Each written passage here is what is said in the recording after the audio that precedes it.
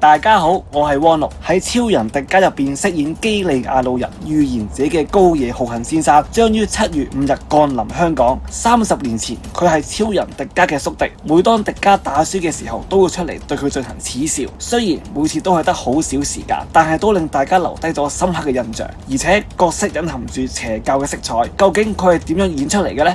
活動當日就會同大家揭曉。高野先生又點知淨係飾演預言者？喺昭和時期，超人7號已經飾演皮羅蓮加聲字，當時仲係童星嘅佢，已經飾演到經典外星人嘅人間體，而且喺令和時期嘅超人泰迦仲同呢個經典角色有呼應。究竟高野先生喺小朋友嘅時間係點樣演出？昭和時期至令和時期嘅拍攝特色情況又有咩分別嘅呢？到時就會同大家分享啦。高野先生喺70年代更加飾演過巴郎1號嘅主角，當時佢接到主角嘅心情又係點？當日就會話俾大家聽。高野浩幸見面會見 HK，7月5日就喺香港度舉行，到時約定大家。